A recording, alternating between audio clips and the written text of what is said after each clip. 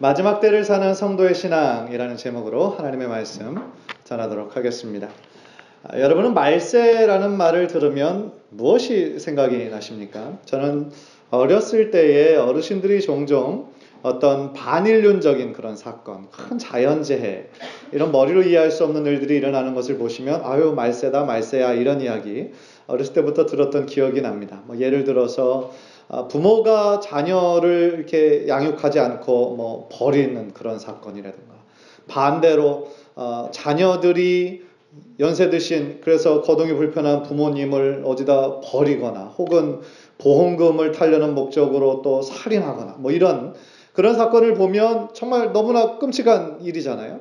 그래서 그런 사건들이 세상에서 일어나는 많은 것들을 보면 아이고 이 세상이 이제 끝으로 나가는 거구나, 망해가는구나, 그런 징조로 어른들은 보셨던 것이죠.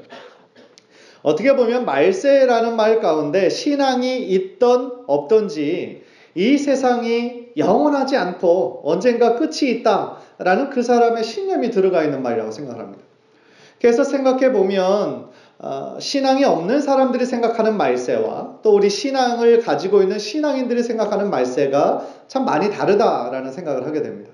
신앙이 없는 사람들이 생각하는 말세는 뭡니까? 이 세상이 점점 쇠퇴해서 정말 끝으로 가고 있다는 거예요. 결국은 뭡니까? 멸망할 거다라는 거죠.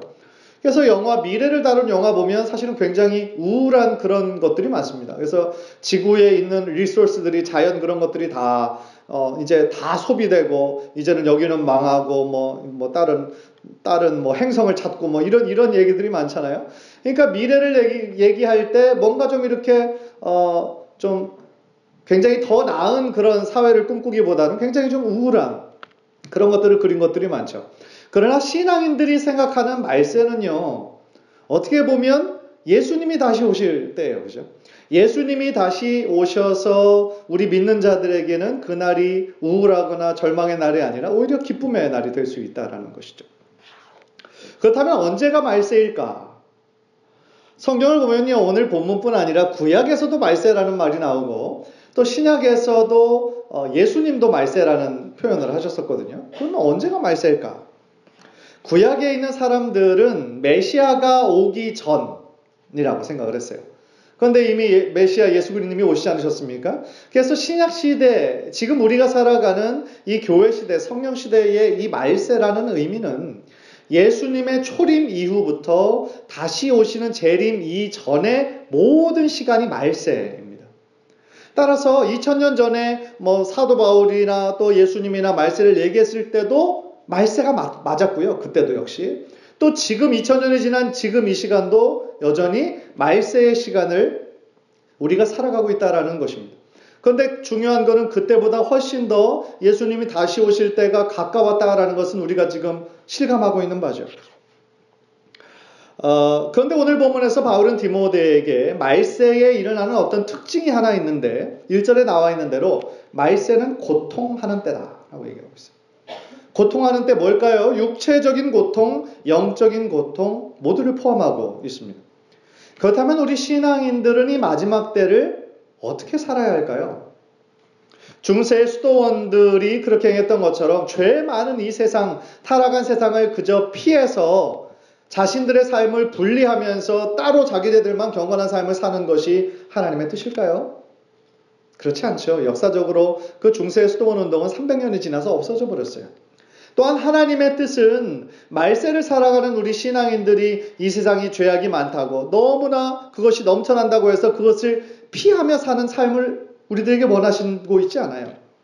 오히려 이 죄악된 세상 가운데 우리로 하여금 행하기를 원하시는 하나님의 뜻이 있다라는 것입니다. 사실 오늘 본문의 그 주된 내용은요, 말세에 일어나게 되는 특징을 설명하면서 하나님의 진리를 거역한 자들, 배반하는 자들의 삶에 나타나는 특징을 아주 리얼하게 묘사하고 있습니다. 그런데 바울은 정확하게 두 개의 명령형 동사를 통하여 우리 크리스찬들이 어떻게 살아야 할까를 말씀해 주고 계십니다. 그래서 그 두 가지 동사에 우리가 좀 포커스하면서 오늘 말씀을 들었으면 좋겠어요. 첫 번째는요, 알라는 명령형입니다. 알라. 1절을 보면 너는 이것을 알라. 말세에 고통하는 때가 이르러. Realize this. 깨달아라. 말세에 고통하는 때가 이를 것이라는 것을 알아야 된다라는 뜻이죠. 이 동사의 관점은요, 어떤 막연한 미래를 의미하고 있지 않습니다. 막연한 미래에 이렇게 마지막 때가 올 거야. 그게 아니에요. 제가 방금 초반부에서 말씀드렸던 것처럼 그때도 역시 마지막 때를 살아가고 있었기 때문에 현재형이었습니다. 이것을 알아야 된다라고 얘기하고 있죠. 그래서 여전히 이 말세라는 것은 우리가 살아가고 있는 이때, 미래의 어떤 시점이 아니라 지금 우리가 살아가고 있는 현재를 겨냥해서 말씀하고 있다라는 사실입니다. 그런데 알라고 명령했을 때 이것은 단순히 지식적으로 어떤 것을 알라 하는 의미도 물론 있겠지만, 알라는 말은 깨달아야 된다는 말이고요. 또한 이 알라는 말은 주님 오실 때가 얼마 남지 않았으니 그때를 분별하라는 뜻이고요. 또한 여러 가지 징조를 통해 나타난 말세의 특징을 보고 우리 신앙인들이 그날을 잘 대비해야 한다라는 뜻까지 포함하고 있습니다. 그리고 바울은 2절부터 5절까지 말세에 일어나는 현상과 특징들에 대해서 서술하고 있는데요.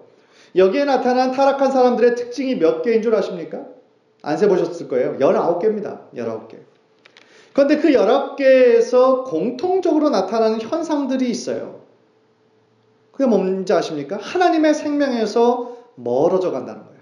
하나님의 생명에서 멀어져 가고 끊어져 가는 사람들의 특징을 나타내고 있습니다. 하나님을 잘 믿는 신앙인들에게서 나타나는 삶의 특징이 있어요. 그건 뭔지 아십니까? 진리와 생명입니다. 진리와 생명이 우리들의 삶 가운데는 있어요. 진리 되시고 생명 되신 예수 그리스도를 우리가 따라가고 또한 그와 함께 교제함으로 나타나는 크리스천의 삶 가운데 풍성함이 있다는 것이죠. 제가 좋아하는 성경 구절이 요한복음 10장 10절인데요. 우리 화면을 보면서 다 함께 읽겠습니다. 시작. 도둑이 오는 것은 도둑질하고 죽이고 멸망시키려는 것뿐이요 내가 온 것은 양으로 생명을 얻게 하고 더 풍성히 얻게 하려는 것이라. 예수님께서 하나님의 자리를 내어버리고 이 역사 속에 들어오신 이유는 주님을 믿는 모든 사람들에게 새로운 생명을 주시기 위함이고요. 그것으로 끝이 아니라 더 풍성한 삶을 살기를 원하시기 때문이라고 말씀하고 계십니다. 즉 생명의 양식으로 오신 예수 그리스도의 삶과 말씀으로 인해 우리 믿는 자들이 더욱더 풍성한 은혜를 맛보고 체험하기를 원하신다라는 거예요. 단순히 구원을 받았음에 내가 천국 갈 수 있음에 만족하고 사는 것이 우리들 크리스찬의 최종 목적이 아니라는 거예요. 이미 구원을 우리들에게 허락하셨고 참 진리요 생명 되신 예수 그리스도와 더불어 살면서 주님께서 기뻐하시는 풍성한 삶을 살기를 원하시는 거예요.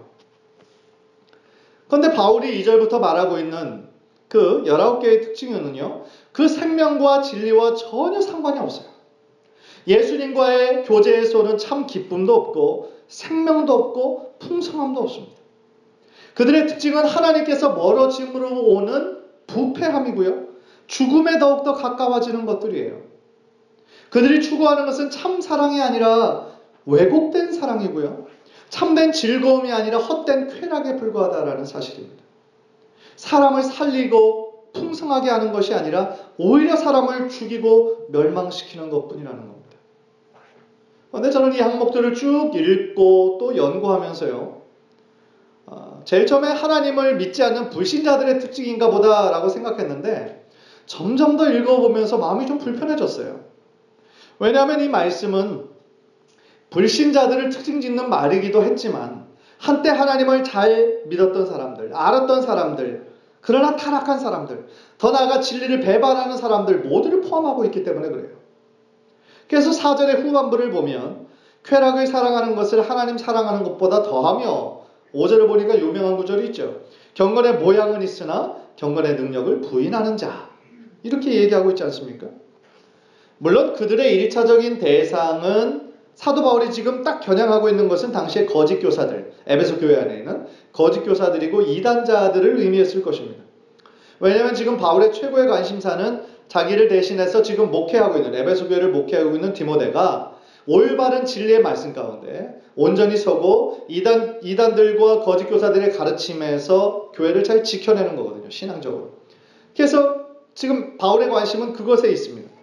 그러나 제 마음이 불편했던 이유가 이 19가지의 항목이 저를 포함해서 이 교회 안에 있는 성도들의 모습 가운데 어렵지 않게 발견할 수 있기 때문에 그렇습니다. 그런 면에서 우리는 정말 이 말씀을 대할 때 경각심을 가지고 들어야 된다라고 생각을 합니다. 왜냐하면 하나님께서는 우리들의 연약함과 부족함을 깨닫고 주님 앞에 회개하며 나아갈 때에 우리를 용서해 주시고 다시 새로운 기회를 주시는 은혜의 하나님이시기 때문에 그렇습니다. 질문 하나 하겠습니다. 그렇다면 이 19가지의 죄악 가운데 가장 뿌리를 이루고 있는 죄 혹시 뭔지 아십니까? 첫 번째, 두 번째 죄입니다. 그것이 뿌리입니다. 자기를 사랑하는 것, 그리고 돈을 사랑하는 것. 아마 디모데전서 6장 말씀, 돈을 사랑하는 것이 일만하게 뿌리가 된다라는 말씀을 여러분들 기억하실 겁니다. 맞습니다. 그런데 그 돈을 사랑하는 것이 자기를 사랑하는 것과도 굉장히 깊은 연관이 있습니다. 문자적으로 볼 때 자기를 사랑하는 것이 뭐가 그리 큰 죄냐라고 생각하는 분이 혹시 계실지도 모르겠어요. 그런데 여기서 자기를 사랑한다는 것이 하나님과의 관계에 있어서 내가 얼마나 사랑받기에 합당한 존재인지 자신의 가치를 어떤 깨닫는 그런 고상한 의미가 아니에요. 여기서 얘기하는 거는. 여기서 말하는 자기 사랑은 자기밖에 모르는 이기적인 것을 얘기하고 있어요. 모든 것에 있어서 자기중심적이고 철저하게 이기적인 사람들을 가리키고 있는 말입니다. 그래서 그들은 다른 사람을 위해 섬기고 봉사하는 것이 아니라 다른 사람들이 자기 자신을 위해 존재하는 것처럼 자신의 유익을 위해서는 무슨 짓도 서슴지 않는 그런 사람들을 지금 경고하고 있는 것이죠. 그런 면에서 이 자기 사랑에는 반드시 돈을 사랑하는 걸로 이어지게 된다는 거예요. 단순히 돈을 좋아하는 것이 아니라 물질에 사로잡히게 되고 물질의 노예가 된다는 거예요. 따라서 이 두 가지가 그 모든 죄악들의 뿌리가 되고 있기 때문에 다른 거 17개는 그로부터 파생되는 것들이라는 겁니다. 자기를 사랑하고 돈을 사랑하기 때문에 교만하고 자랑하고 감사하지 않고 하나님을 회방하고 부모를 거역하게 된다는 거예요. 더 나아가 하나님보다 쾌락을 더 사랑하게 된다라는 것입니다. 예수님께서는 우리에게 가장 큰 두 계명을 설명하실 때 뭐라고 말씀하셨죠? 하나님 사랑과 이웃 사랑을 가장 큰 두 계명으로 우리들에게 말씀해 주셨어요. 그런데 말세에는 정확하게 반대 현상들이 일어나고 있다는 거죠. 하나님을 사랑해야 되는 그 자리에 돈이 들어가 있고 이웃을 사랑해야 하는 그 자리에 내 자신이 들어가 있다는 것이죠. 따라서 참 사랑이 왜곡되고 있는 거예요. 더욱더 물질에 사람들은 집착하게 되고 그것은 자기 사랑과 교만에 더욱더 빠져들어가게 된다는 것입니다. 또 하나 이 구절에서 굉장히 중요한 인사이트이 하나 있어요. 그게 뭐냐면 이 자기 사랑과 돈을 사랑함으로 파생되는 이 모든 것들이 자기의 삶에만 나쁜 영향을 미치는 것이 아니라 자신과 관계하는 다른 사람들의 삶도 황폐하게 만든다는 거예요. 더 나아가 다른 사람들과 함께 속한 공동체를 무너뜨리는 죄가 된다는 거예요. 예를 한번 들어보죠. 교만하다라는 것은 자신만 드러내는 것으로 끝나는 것이 아니라 남의 인격을 무시하거나 짓밟는 거예요. 비방한다라는 것은 다른 사람을 무시하는 행위를 의미하고 있죠. 부모를 거역하는 행위는 어떻습니까? 성경에는 분명히 내 부모를 공경하고 순종할 것을 명령하고 계십니다. 하나님은 분명히 부모님의 마음을 아프게 하는 것을 미워하십니다. 마땅히 감사해야 함에도 불구하고 감사하지 않는 것도 타인과의 관계를 해치는 거죠. 무정하다라는 것은 사랑이 없다라는 것입니다. 원통함을 풀지 않는다는 거 용서하지 않는다라는 뜻입니다. 분명히 타협할 수 있음에도 불구하고 용서해야 함에도 불구하고 용서하려고 하지 않는 악한 마음을 의미하고 있다는 거예요. 그래서 그 모든 것들 뭐예요? 공동체를 무너뜨리는 거예요. 우리는 분명히 주기도문을 외울 때 또 주기도문송을 부를 때 우리가 우리에게 죄 지은 자를 사해 준 것 같이 우리 죄를 사하여 주옵시고 그렇게 고백하는데 사실은 타인의 작은 실수도 우리가 용서하지 않을 때가 많다는 거예요. 악한 거예요. 무엇보다도 나 같은 죄인을 구원해 주시고 나의 죄를 다 용서해 주신 하나님의 은혜를 아는 자라고 할 때 그렇게 해서는 안 된다는 것이죠. 또한 모함하며 절제하지 못하며 사나우며 선한 것을 좋아하지 아니하며 이 모든 것도 공동체를 해치는 거예요. 이유 없이 다른 사람을 모함합니다. 참소합니다. 남을 헐뜯고 비난하기를 좋아해요. 그래서 남이 안 되는 것을 은근히 좋아합니다. 망하는 것들을 더 좋아해요. 악한 자들이 있다는 거죠. 또한 바울은 마지막 때에 사람들이 절제하지 못하고 더욱더 사나워진다는 거예요. 사람들이. 말세에 이런 현상들이 더욱더 심해질 거다라는 겁니다. 가끔씩 이렇게 운전하다 보면요, 참 사나운 사람들이 많아요. 그죠? 그래서 작은 것도 양보하지 못하죠. 그래서 자기 앞에 이렇게 막 뭐 추월을 하거나 이렇게 끼어들어오거나 그러면은 그거를 못 참고 경적을 올리고 막 소리 지르고 창문 내리고 그러죠. 손가락 막 뭐 집어 올리고. 그죠? 근데 참 얄미운 거는 뒤에서 이렇게 보고 있으면 그 사람도 이렇게 중간에 들어온 사람이거든. 그런데 자기도 들어왔음에도 불구하고 자기 앞에 누가 끼는 거는 막 참지를 못하는 거예요. 용납하지 못하는 거죠. 접촉사고가 났을 때 무조건 소리 지르며 욕하며 나오는 사람들도 많고요. 평상시에 보았을 때도 얼굴 표정이 늘 화가 나 있는 사람들도 많아요. 한국에 가끔씩 방문해 보면 한국도 너무 그런 현상들이 많아지는 것 같아서 가슴 아플 때가 많아요. 뭔가 싸우기를 기다리는 사람들 같아요. 누군가 한번 걸려만 봐라. 누군가 나를 한번 좀 건드려주면 바로 뭐 이렇게 할 것 같은. 너무나 지쳐있고 삶에 쩌들어 있고 그러니까 자신의 삶에 조금이라도 피해가 오면 그거를 참지 못해요. 물론 친절한 사람도 많아요.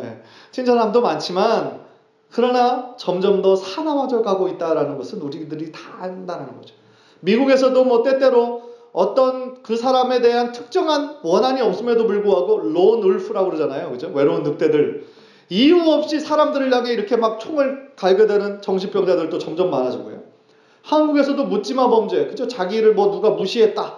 그런 이유로 꼭 상대방 자기보다 약한 사람들을 대상으로 해서 타겟으로, 여성들이 타겟으로 많죠? 그래서 그 사람에게 범죄를 저지르는 일 점점 더 많아지고 있어요. 이 시대가 점점 더 사나워져 가고 있어요. 절제하지 못해요. 자신에게 조금이라도 불이익이 오면 참지를 못해요. 사랑하는 성도 여러분, 한마디로요 말세에는 이런 비인간적인 그런 모습들이 점점 더 많아지고 있고요. 그 현상들이 왜 왔느냐? 하나님으로부터 떠나 있기 때문에 생기는 거라는 거죠. 마땅히 살아야 될 하나님을 사랑하지 않고 사랑하지 말아야 될 돈을 사랑하고 자기 자신을 사랑하고 그런 것으로 인해 생긴 죄악의 현상들이라는 것입니다. 그렇다면 우리가 이 지금 말세의 시대를 정말 살아가고 있구나. 이것을 알고 깨달았다면 그 다음에 행해야 할 것은 무엇일까요? 그것은 그들에게서 돌아서는 것입니다. 그것이 제가 말씀드리고 싶은 두 번째 포인트예요. 돌아서야 한다라는 거, 그들에게 영향을 받지 말아야 된다라는 뜻입니다. 즉 그들과 같이 되어서는 안 된다라는 거예요. 5절을 보시면 경건의 모양은 있으나 경건의 능력을 부인하니 이 같은 자들에게서 네가 돌아서라 그랬어요. 세번역 성경을 보니까 이런 사람들을 멀리 하십시오. 현대인의 성경을 보니까 이런 사람들과 같이 되지 마시오 라고 경고했어요. 즉 이 말은 중세의 어떤 수도원처럼 이 죄 많은 세상에 접촉을 아예 끊고 살아라. 어떤 분리된 삶을 살아라. 그런 의미가 아니고요. 오히려 그런 삶에 영향을 받지 말고 그들을 경계하고 바로잡아야 된다라는 것을 우리들에게 말씀하고 있는 것이죠. 그렇다면 경건의 모양은 있으나 경건의 능력을 부인하는 자들은 과연 누구일까요?